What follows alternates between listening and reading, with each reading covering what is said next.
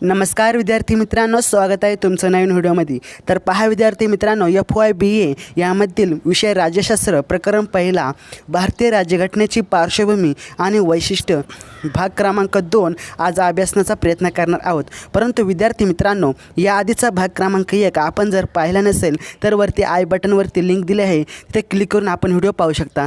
तर आजचा भाग क्रमांक 2 संपूर्ण व्हिडिओमध्ये अभ्यासण्याच्या आधी विद्यार्थी मित्रांनो, मी एक तुम्हाला रिक्वेस्ट करतो, तुम्ही जर माझ्या चॅनलवरती नवीन असाल तर नक्कीच चॅनल सबस्क्राईब करा, व्हिडिओ आवडलास तर लाईक करा आणि जास्तीत जास्त शेअर करा। तर चला व्हिडिओला सुरू करूयात। तर पहा विद्यार्थी मित्रांनो, आपला पहिला प्रश्न आहे 400 शब्दात उत्तरे लिहा। यामधील पहिला प्रश्न आहे भारतीय राज्यघटनेची वैशिष्ट्य स्पष्ट करायचे आहे। तर त्यामधील पहिला पॉईंट आहे विविध घटकांचा प्रभाव। यामधील आपण उत्तरं पाहू शकता। आणि सर्वात प्रथम मी एक सूचना करतो विद्यार्थी मित्रांनो, आपण जर व्हिडिओ आवडलास तर नक्की लाईक करा आणि मी पॉईंटनुसार आपल्याला समजून सांगण्याचा प्रयत्न करत आहे आणि तुम्ही स्टॉप करून व्हिडिओ आपण उत्तरे लिहू शकता। तर पहा विद्यार्थी मित्रांनो, पहिला पॉईंट आहे विविध घटकांचा प्रभाव। यामधील उत्तर आपण पाहू शकता, हवं तर आपण स्क्रीनशॉट देखील घेऊ शकता विद्यार्थी मित्रांनो। त्यामधील पहिल्या पॉईंटमधील आहे ब्रिटिश राज्यघटना। यामधील उत्तर पाहू शकता विद्यार्थी मित्रांनो, अतिशय सोपं आहे। ब्रिटिश राज्यघटना यामधील उत्तर आहे संसदीय लोकशाही, कायद्याचे राज्य, कायदा निर्मितीची प्रक्रिया, संसदेचे सार्वभौमत्व अशा प्रकारे आहे। आणि त्यामधील ब पॉईंट आहे अमेरिकन राज्यघटना। उत्तर आहे लिखित स्वरूपात मूलभूत हक्क, न्यायालयीन पूर्वलोक महाभियोग।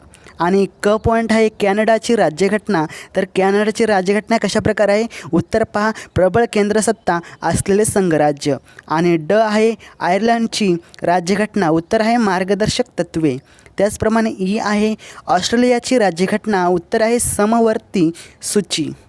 त्याचप्रमाणे फ आहे जर्मनीची वायमर राज्यघटना कशा प्रकारे आहे, आणीबाणीची तरतूद आहे। आणि ग आहे 1935चा कायदा कशा प्रकारे आहे, तर उत्तर पहा अधिकारी विभागणी, राज्यपाल पद, अखिल भारतीय सेवा अशा प्रकारे आहे। आणि त्यातील ह पॉईंट आहे मानवी हक्कांचा जाहीरनामा। उत्तर पाहू शकता विद्यार्थी मित्रांनो, त्याचं उत्तर आहे मूलभूत हक्क।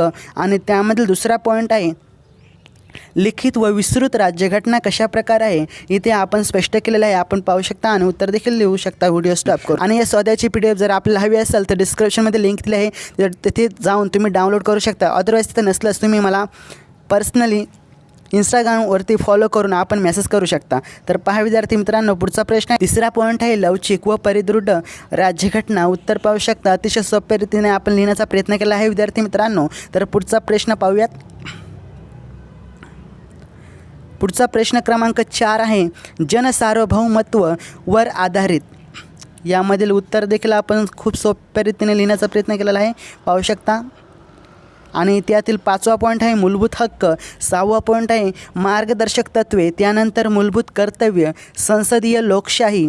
आणि त्याचप्रमाणे पुढचा 9वा पॉईंट संघराज्य, समवाद, धर्मनिरपेक्षता आणि प्रौढा मताधिकार, एकेरी नागरिकत्व, एकेरी न्यायव्यवस्था आणि आणीबाणी विषयक तरतुदी, त्याचप्रमाणे अल्पसंख्याक व मागासवर्गीय सवलती। आणि 17वा पॉईंट आहे निवडणूक आयोग व लोकसेवा आयोग। जर तुम्हाला विद्यार्थी मित्रांनो या पॉईंटचे देखील तुम्हाला उत्तर हवे असेल तर कमेंटमध्ये मला तुम्ही सांगू शकता। तर विद्यार्थी मित्रांनो, भेटूया आपण पुढच्या नव्या व्हिडिओमध्ये। तोपर्यंत धन्यवाद। जय हिंद, वंदे मातरम।